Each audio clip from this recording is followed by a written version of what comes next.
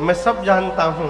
आप तीनों देव कार्य संपन्न करने के लिए, दानवों का दमन करने के लिए मनुष्य का रूप धारण करके लीला कर रहे हैं राम जी। मैं आप तीनों को जानता हूं। राम जी बोले, आप तो सब जानते हैं। वाल्मीकि ऋषि बोले, प्रभु मैं जान रहा हूं, इसमें मेरी महिमा नहीं है। आपको तो ब्रह्मा विष्णु महेश भी नहीं जानते। तेऊ न जाने मर्म तुम्हारा। आपको बताऊं, लक्ष्मण जी जैसे सुने ना, लक्ष्मण जी राम जी से बोले, भैया 2 दिन पहले केवट जी मिले थे, वो कह रहे थे हम आपका मर्म जान गए। आज ही बाबा जी मिले हैं, ये भी कह रहे मर्म जान गए। जो मिल रहा है यही कहता है हम जान गए, हम जन्म से आपके साथ लगे, हम कुछ नहीं जान पाए। ये हो क्या रहा है? राम जी बोले लक्ष्मण जी से, इन्हीं से पूछो कैसे जान गए। लक्ष्मण जी ने कहा वाल्मीकि ऋषि से, किस उपाय से आप इनके मर्म को जान गए? ये बड़ा अद्भुत प्रसंग है। वाल्मीकि ऋषि कहते हैं, लक्ष्मण जी किसी भी उपाय से भगवान को जाना नहीं जा सकता। प्रकार किसी भी उपाय से, पूजा करके, किताब पढ़ करके, हवन कर करके, दर्शन करके, किसी भी प्रकार से भगवान को जाना नहीं जा सकता। लक्ष्मण जी पूछे, आप कैसे जान गए फिर? वाल्मीकि जी कहते हैं, सोई जानई जेहि देहु जनाई, जानत तुम्हारी तुम्हारी होई जाई। वाल्मीकि ऋषि ने कहा, भगवान को वही जान सकता है जिसको भगवान अपने बारे में जानवाना चाहे। आप समझ रहे हैं? किसी भी उपाय से भगवान को नहीं जाना जा सकता। बड़ी गंभीरता से कह रहा हूं, जो भी आपको कह रहा है कि आओ आओ हम भगवान को जनवा देंगे, तुरंत भागिए, ठगने के लिए बुला रहा है। ठगेगा। मैं वाल्मीकि ऋषि बोल रहे हैं, मैं नहीं बोल रहा। किसी भी उपाय से भगवान को जाना नहीं जा सकता। कब तक? जब तक भगवान अपने बारे में न जनवा दे आपको। तो ये प्रश्न है कि भगवान किसको जनवाएंगे और कब जनवाएंगे? तो इसका उदाहरण है, हम आपसे यदि प्रश्न कहें कि आप अपने मोबाइल का पासवर्ड किसको बताइएगा, चाहे अपने लॉकर का नंबर किसको बताइएगा? उसको जिस पर आपको अपने जैसा विश्वास हो, अथवा उसको जो आपके कहे अनुसार चलता हो, जो आपके कहने में रहता हो। राम जी कहते हैं, सोई सेवक प्रियतम मम सोई। कौन सेवक राम जी को प्रिय है? मम अनुशासन मानै जोई। विनोद जी आवाज गूंज रही है पूरी।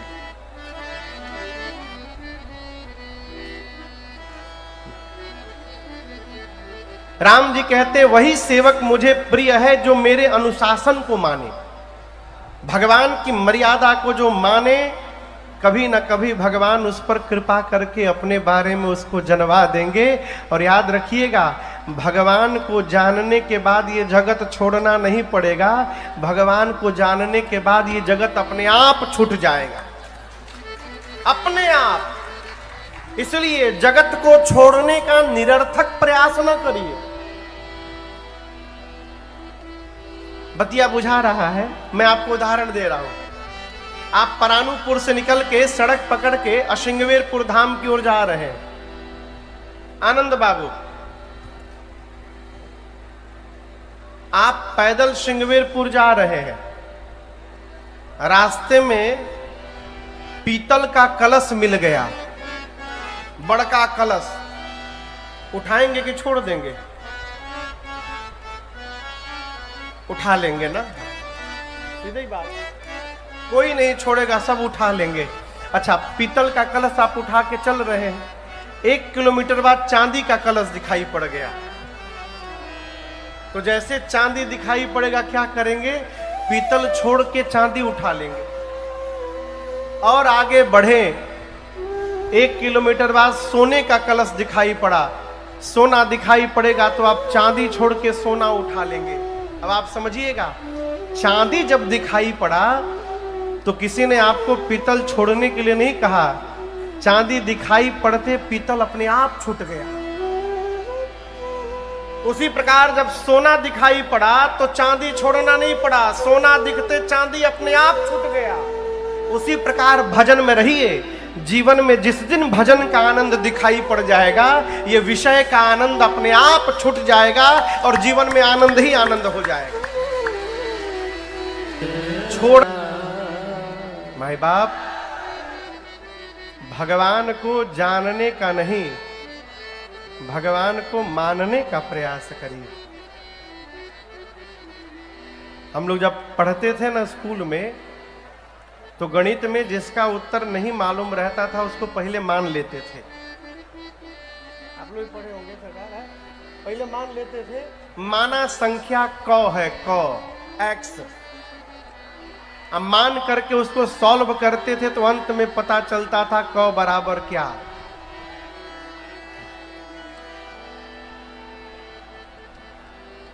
लोग पूरी ऊर्जा में आ गए हैं। हाँ, बैठिए बैठिए बैठिए बैठिए, एक बार सभे देख लो उन्हें। धन्य है प्रभु।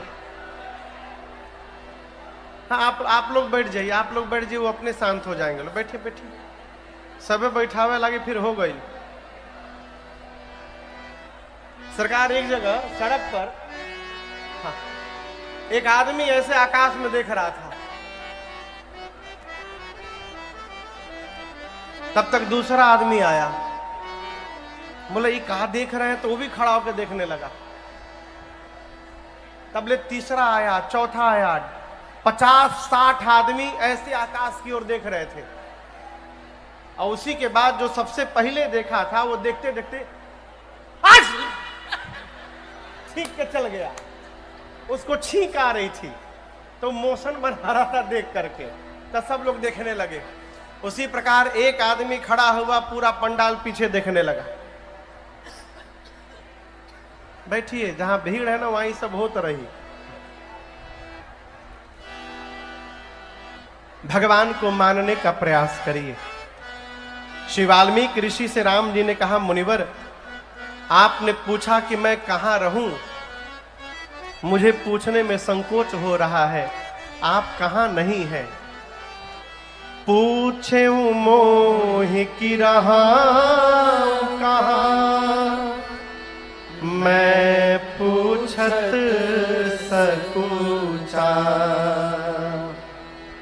जहाँ न हो तह देहु कही, तुम ही दिखाओ।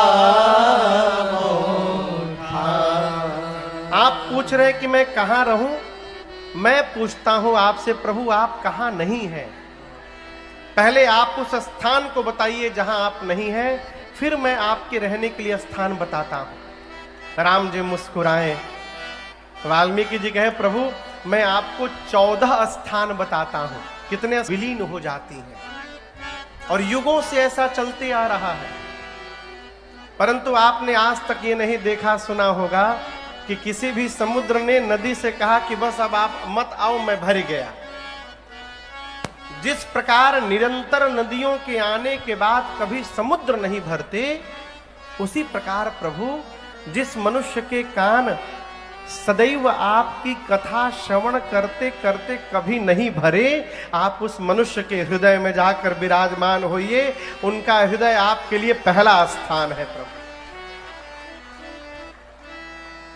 आप में से जिसका मन कभी भी भगवत कथा से तृप्त न होता हो, वो मान करके रहे कि उसके हृदय में भगवान विराजमान है। उसका हृदय भगवान के लिए पहला घर बताया गया। मन भरे नहीं कभी। गोस्वामी जी तो कहते हैं कि जो कथा को सुनकर अघा गया है वो इस कथा के रस को जान ही नहीं पाया। रस विशेष जाना तिन नहीं, पहला घर। अब दूसरा घर बाबा कहते हैं, लोचन चातक जिन करि राखे, लोचन चातक जिन करि राखे, रहि दरस जलधर अभिलाखे, रहि दरस जलधर अभिलाखे, निदरहि सरित सिंधु सरभारे,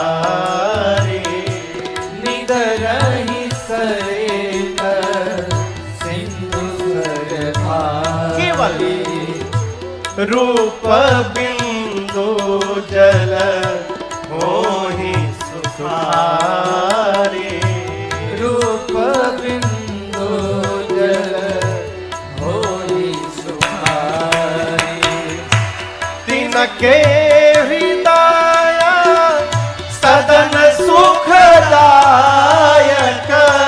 तिनके हृदय सदन सुखदायक, बसहु बंधु सिय सहर गुनायक, बसहु बंधु सिय सहर गुनायक, बसहु बंधु सिय सहर गुनायक। वाल्मीकि ऋषि कहते हैं, प्रभु जिस मनुष्य की आंखें चातक जैसी हो जाए, लोचन चातक जिन करी राखे। पता नहीं आप चातक के विषय में कितना जानते हैं, मुझे नहीं मालूम, परंतु मैंने जितना पढ़ा है, चातक पक्षी स्वाति नक्षत्र में बादल जब जल की वर्षा करते हैं तो चातक पक्षी केवल उसी जल का पान करता है। कितनी भी बड़ी नदी क्यों ना हो, पवित्र नदी न क्यों ना हो, चातक दूसरे किसी पानी को मुख में डालता नहीं। मैंने तो सरकार ये भी पढ़ा है, चातक पक्षी जब प्यास से मर के गिरने लगता है तो गिरते समय भी अपना मुख ऊपर किए रहता है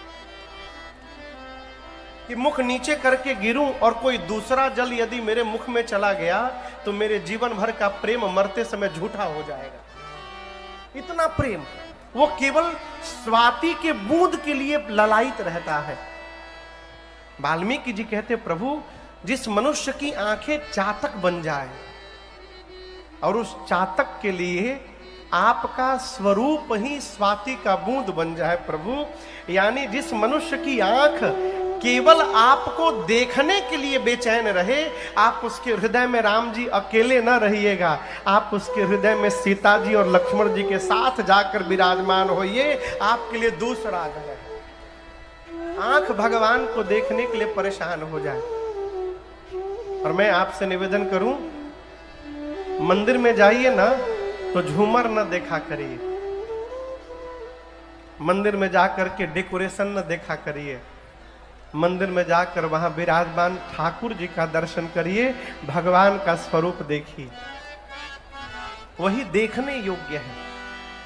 मैंने कहीं पढ़ा था, सूरदास जी से किसी ने कहा कि तुम तो अंधे हो, क्या देखने मंदिर में आते हो? सूरदास जी ने कहा, मैं अंधा हूं, लेकिन वहां जो बैठा है वो अंधा नहीं है, वो देखता है कि मैं नित्य यहां आता हूं, यही बहुत है मेरे लिए। आंखें भगवान को देखिए। एक नियम बनाइए, बोलूं मैं नियम बनाइए, घर से बाहर निकलना है तो अपने घर के अंदर बैठे अपने भगवान को देख करके फिर निकलना है। घर में जो आप मंदिर बना के रखे हैं, भगवान को बिठाए हैं, जानते जीवन में कष्ट क्यों है? हम घर में बैठे भगवान में निष्ठा नहीं रखते, घर के बाहर दूर जो बड़का मंदिर में भगवान बैठे उनमें निष्ठा रखते हैं। अपने घर के भगवान में निष्ठा नहीं है, मंदिर के भगवान में निष्ठा है। अपने घर के भगवान में यदि निष्ठा जग जाएगी तो मंदिर वाले भगवान आपके घर में प्रकट हो सकते हैं। ये निष्ठा है। नियम बनाइए, घर से बाहर निकलना है तो ठाकुर जी को देख करके निकलना है। एक मैं आपको कहानी सुनाऊं। जैसे परानुपुर में कथा चल रही है ना आनंद बाबू, इसी तरह एक जगह कथा चल रही थी। कथा के बाद अंतिम दिन महाराज जी ने कहा कि भाई आप लोग कथा सुने हैं, आप लोगों से मुझे दक्षिणा चाहिए। तो श्रोताओं ने कहा क्या दक्षिणा चाहिए महाराज? महाराज ने कहा कि आप जितने श्रोता हैं या तो आज से कोई नियम ले लीजिए कि हम ये करेंगे नियम, अथवा आपके भीतर कोई अवगुण है, कोई बुराई है तो उसका त्याग करने की दक्षिणा दीजिए हमको। तो जैसे कोई खैनी खाता था तो वो दक्षिणा दिया कि हम आज से खैनी नहीं खाएंगे। कोई मदिरा पान करता था तो उसने सौगंध लिया कि मैं आज से मदिरा पान नहीं करूंगा। किसी के अंदर कोई विकार नहीं था तो उसने दक्षिणा दी कि मैं आज से 11 माला का जप करूंगा नित्य सवेरे। सभी श्रोताओं ने, गांव के लोगों ने कोई ना कोई नियम लिया। गांव में एक सेठ जी थे, सेठ जी। वो ना किसी दिन कथा में आए, उन्होंने कुछ छोड़ा ना कोई नियम लिया। गांव के लोगों ने महाराज जी से कहा कि सरकार, तालाब को गंदा करने के लिए एक ही मछली बहुत है। सबने नियम लिया लेकिन उन सेठ जी ने कोई नियम नहीं लिया। महाराज बोले उनको बुलाओ। सेठ जी आए, मन मार के आए, बुलाया गया सामने से तो क्या करे, गए। महाराज ने कहा देखिए सेठ जी, सबने कोई ना कोई बुराई छोड़ी अथवा न सबने कोई ना कोई नियम लिया, आप क्या करेंगे बताइए। अब सेठ सोचे हम क्या नियम ले, तो पीछा छुड़ाने के लिए उन्होंने कह दिया कि मेरे घर के द्वार पर एक कुम्हार रहता है। मैं आपको वचन देता हूं, आज के बाद नित्य जब तक मैं उस कुम्हार का मुख नहीं देख लूंगा, मैं पानी का एक बूंद नहीं ग्रहण करूंगा। सब लोग बोले ये कैसा नियम ले लिया इसने। महाराज भी सोचे ज्यादा नहीं छेड़ूंगा, इज्जत रख ली, कुछ तो कुछ लिया है। महाराज बोले ठीक है, इसका पालन करना। लेकिन मैं आपको बताऊं, सेठ नियम का पक्का निकला। वो नित्य उस कुम्हार का चेहरा देखता था, कुम्हार का, उसके बाद पानी पीता था। और ये नियम उसने 12 साल चलाया। 12 वर्षों तक नियम का पालन किया। एक दिन कहीं गया, रात्रि में घर लौट नहीं पाया। सवेरे भगे भगे 10 बजे तक आया, प्यास से एकदम व्याकुल था। घर में आया, सामान रखा और दौड़कर कुम्हार के घर गया उसका मुख देखने के लिए। पता चला कुम्हार पहाड़ के ऊपर गया है मिट्टी लाने के लिए। अब सेठ परेशान, करे तो करे कहा, पानी पी ले कहा, प्यास से मर जाऊंगा। फिर सोचा पी लूंगा तो 12 वर्ष की तपस्या क्षण भर में समाप्त हो जाएगी। नहीं नहीं, तोड़ता नहीं हूं, दौड़ा पहाड़ की ओर। उधर पहाड़ पर कुम्हार को मिट्टी खोदते खोदते उसे एक सोने से भरा हुआ घड़ा मिल गया, कलश। निकाल करके कुम्हार नाचने लगा, मेरी पूरी गरीबी समाप्त हो गई। इधर सेठ पहुंचा पहाड़ के पास नीचे कुम्हार को देखने के लिए। कुम्हार घड़ा लेके ऊपर खड़ा है। कुम्हार जैसे सेठ को देखा तो कुम्हार को लगा कहीं सेठ जी घड़ा न देख ले। घड़ा छिपाकर पूछा ऊपर से, क्या बात है? सेठ जी नीचे से बोले, कुछ नहीं, देख लिया। सेठ जी तो बोल रहे कुम्हार को देख लिया। कुम्हार को लगा घड़ा देख लिया। कुम्हार बोला सेठ जी वहीं रहिए, जाइएगा मत, मैं भी नीचे आता हूं। कुम्हार दौड़ करके आया। अब बोला सेठ जी देखिए, अब आप देख ही लिए हैं तो किसी को बताइएगा नहीं, 50-50 कर लेंगे हम लोग। सेठ तो सेठ, सोचा जरूर कुछ गड़बड़ है। बोला हाँ चलो चलो, कोई बात नहीं, किसी से नहीं कहूंगा। कुम्हार लेकर गया ऊपर सेठ जी को और सोने से भरा हुआ वो घड़ा दिखाकर कहा, आपने यही देख लिया था ना, आधा दे दूंगा आपको, किसी से कहिएगा मत। आपको बताऊं, सेठ जी धरती पर बैठकर रोने लगे, रोने लगे। कुम्हार पूछा क्या हुआ? सेठ जी बोले कुम्हार, मैं अपने दुर्भाग्य पे रो रहा हूं। तुमको पता नहीं, 12 वर्षों से मैं नित्य सवेरे तुम्हारा मुख देखता था, फिर पानी दे पीता था। तो कुम्हार बोला रो क्यों रहे हैं? सेठ ने कहा 12 वर्षों तक तुम्हारा चेहरा देखकर मैंने पानी पिया तो ये धन प्राप्त हो गया। मैं ये सोच रहा हूं 12 वर्षों तक मैं ठाकुर जी का चेहरा देखकर पानी पिया होता तो आज मेरी क्या गति हुई होती। ये नियम का परिणाम है। आंखें भगवान को देखने के लिए ललायित रहे। सरकार पहले घर में हमारे एक महात्मा जी आते थे, प्रातः स्मरणीय जगत गुरु श्री हरि नारायणाचार्य जी महाराज। अब तो नहीं रहे वो, रामानुजी थे। बहुत मारते थे सरकार, बहुत मारते थे। हम कितना मार खाए उनसे। कलछुल से चंपरास लेते थे, चम्मच से नहीं। कलछुल आवत है ना, बड़का डब्बा में कलछुलुए से चंपरास निकाल के पाते थे। विलक्षण विभूति। मेरी जिम्मेदारी थी उनके खाने का जितना बर्तन उर्तन रहता ना, कढ़ाई, बटुका, बटुकी, थाली, लोटा, गिलास, चम्मच, कटोरी, प्लेट, ये मेरा धोने का काम था। घर में एक बार 15 दिन थे तो मैं धोता रहता था तो आके मारते थे एक मुक्का। बोले ठीक से धो, फिर मैं धोता था। तो उनकी बात मुझे बड़ी अच्छी लगती थी। वो जब एकांत में रहते थे ना, अकेले में, तो बैठ जाते थे सरकार और रोते रहते थे और हिलते रहते थे और एक गीत गुनगुनाते थे। मालूम है क्या गाते थे? ऐसे हिलते थे और गाते रहते थे, अरे अखिया हरि दर्शन की प्यास। यही गाते थे, रोते रहते थे। अरे अखिया हरि दर्शन की है। जय हो। बोलिए राघवेंद्र सरकार की जय। बात है, अपने सरकार है।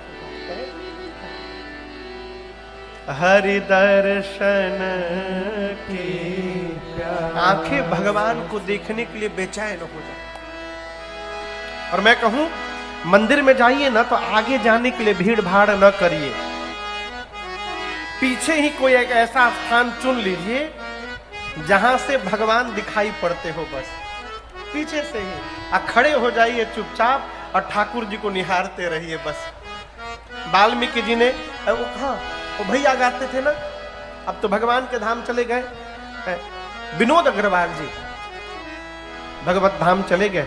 उनका एक पद है, कहते थे, जगत के रंग मैं क्या देखूं, तेरा दीदार काफी है। जगत के रंग क्या देखूं, तेरा दीदार काफी है। जगत के रंग क्या देखूं, तेरा दीदार काफी है। जगत के रंग क्या देखूं, तेरा दीदार काफी है। तेरा दीदार काफी है। प्रभु करूं मैं प्यार किस किस से, करूं मैं प्यार किस किस से, तेरा एक प्यार काफी है। करूं मैं प्यार किस किस से, प्यार का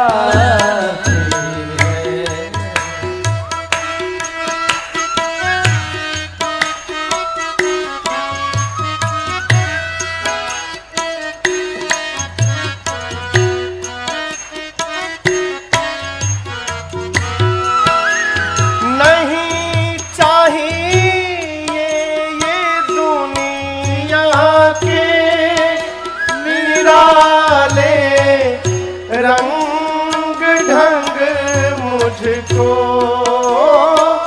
नहीं चाहिए दुनिया के निराले रंग ढंग मुझको निराले रंग ढंग मुझको फिर चला जाऊं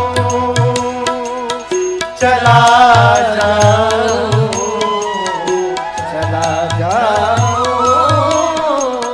मैं वृंदावन तेरा दरबार काफी है चला जाऊं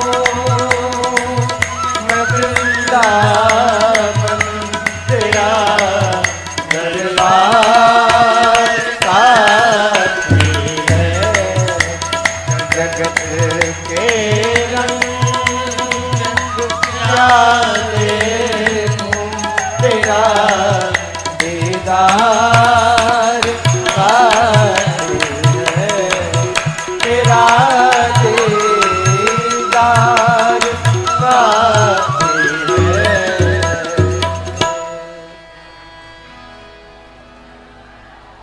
करूं मैं प्यार किस किस से तेरा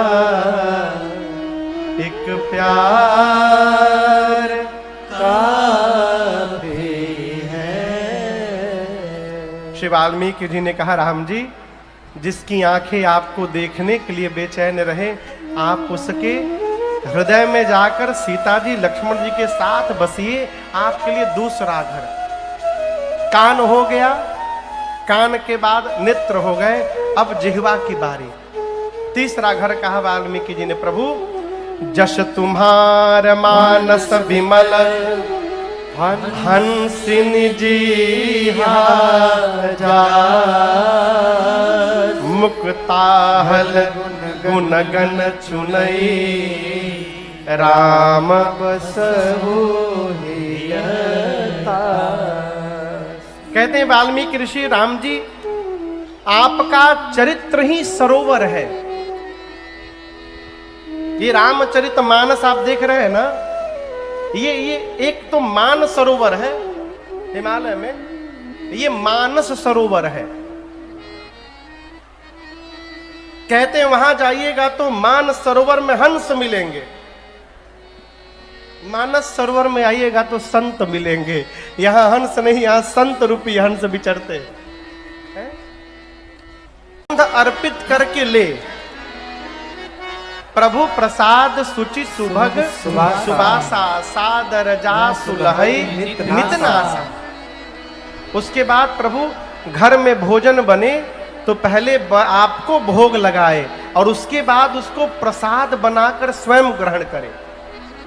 तुम ही निवेदित भोजन करही। अच्छा, आप बताइए कितने लोगों के घर में ठाकुर जी को नित्य भोग लगता है, भोजन का भोग, भोजन का। बहुत बढ़िया, हाथ नीचे करिए। जिनके जिनके घर में भोग नहीं लगता है वो आज से शुरू करिए। क्यों महाराज? हमने अपनी आंखों से देखा है, लोग अपने मालपुआ खाते हैं और भगवान को बतासा भोग लगाते हैं। बतासा, वो भी बतासा के भीतर चींटी है। और कहते हैं महाराज कब कृपा भगवान करेंगे, ये जन्म में तो हो के रहा कृपा। भगवान ये नहीं कहते कि हमको आप मालपुआ खिलाइए, भगवान तो ये कहते जो आप खाते वही खिलाइए, लेकिन तनिक भाव से खिलाइए। एक श्रोता ने कहा महाराज हम तो लहसुन प्याज खाते हैं, हम कैसे भोग लगाएंगे, हम छोड़ेंगे नहीं लहसुन प्याज। ये भी समस्या सरकार। मैंने कहा देखो यदि आप लहसुन प्याज नहीं छोड़ सकते तो कोई बात नहीं, भोग लगाइए। कैसे लगाए महाराज? दिन में दाल रोटी लगाइए, रात में दूध रोटी। लगा सकते हैं ना? दाल रोटी और दूध रोटी, इसमें तो लहसुन प्याज नहीं पड़ेगा। दिन में दाल रोटी, रात में दूध रोटी। सरकार हम लोग 2017 में कथा गाने गए बैंकॉक, थाईलैंड। तो वहां हम लोग होटल में रुके थे। अब कुछ खा नहीं सकते वहां पर बाहर का।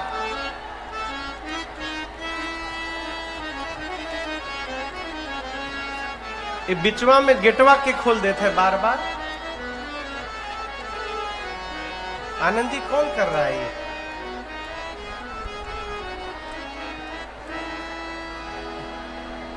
बैठिए बैठिए, सब लोग बैठिए,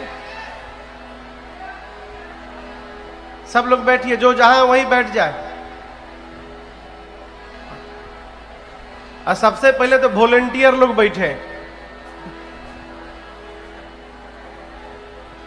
हाँ तो क्या कह रहे थे वो? हाँ बैंकॉक कथा करने गए सरकार, तो वहां होटल में रुके थे। अब वहां का तो भोजन कर नहीं सकते, तो वहां एक जैन होटल था, जैन, जहां पर जैन भोजन मिलता था, बिना लहसुन प्याज आलू उलू कुछ नहीं। तो वहां से पैकिंग करके थाली आता था, जितने लोग थे और वही हम लोग भोजन करते थे। दोपहरिया में, रात को एक ही थाली। हमको आज भी याद है, उसमें 2 ठे रोटी, पराठा नियर, थोड़ा चावल, दाल, पनीर की सब्जी, गुलाब जामुन, अचार, पापड़ और सलाद, इतना आइटम रहता था। तो स्वादिष्ट बनता था। लेकिन हम आपको बतावें 5 दिन वही भोजन खाते खाते, दोपहरिया में हुए थाली, रात में हुए थाली, अगले दिन हुए थाली, रात में हुए थाली। 5 दिन बाद उस भोजन थाली को देखते बुखार चढ़ जाए, अरे राम, फिर हुए खाए के बाद, और एक ही स्वाद। 9 दिन बाद कथा पूरी भई तो इतनी खुशी थी ना कि अब घर में जाकर बढ़िया बढ़िया आलू के भुजिया मिली, दाल भात चोखा मिली, आनंद आ जाएगा। इसी तरह सरकार हम लोग एक बार कथा करने गए, नाम नहीं बताएंगे कहां का। सरकार बहुत बड़े आदमी ने कथा कराई थी, लेकिन जिनको हम लोगों का भोजन व्यवस्था सौंपा गया था ना, सामान उमान लाने के लिए, वो सरकार एमडी थे वहां पर, महामानसिक दरिद्र, एमएमडी, हाँ। वो न जाने सरकार कहां से उनको थोक में पत्ता गोभी मिल गया। 9 दिन के बदले पत्ता गोभी लाके ढाई दिए। और उस समय भंडारी जी हमारे साथ नहीं थे, उन्हीं का भंडारी। अब वो भंडारी सवेरे पत्ता गोभी बनावे, दोपहरिया में बनावे, रात को बनावे, तीनों टाइम पत्ता गोभी। सरकार 9 दिन हम लोग पत्ता गोभी खा के खुदे पत्ता गोभी बन गए थे।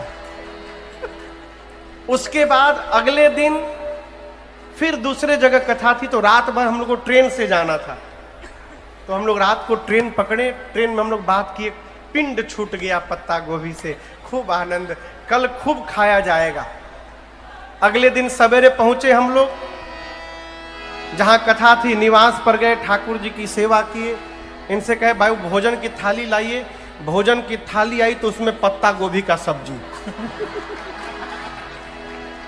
अब तो देखते हमार बजरमंड गरम। हम बिने को बुलाए, ही बताओ हम लोग तो ट्रेन से आए हैं, ये कैसे पहुंच गया यहाँ पर? तो बोले भैया ये जहाज से आया होगा। हमने भंडारी जी से कहा देखो तुम कुछ भी बना देना, पत्ता गोभी ना बनाना। तो एक ही भोजन आपको कराया जाए तो आप भी परेशान हो जाएंगे। आप यदि लहसुन प्याज नहीं छोड़ पा रहे हैं तो दोपहर में दाल रोटी खिलाइए, रात को दूध रोटी खिलाइए। जब आपके घर के ठाकुर जी दाल रोटी दूध रोटी से परेशान हो जाएंगे ना, तो भगवान ही आपकी मति पलट देंगे और आप लहसुन प्याज का त्याग करके भोग बनाकर भगवान को खिलाने लगेंगे। लेकिन प्रारंभ करिए, छोड़ने से नहीं होगा कि नहीं छोड़े तहिया बना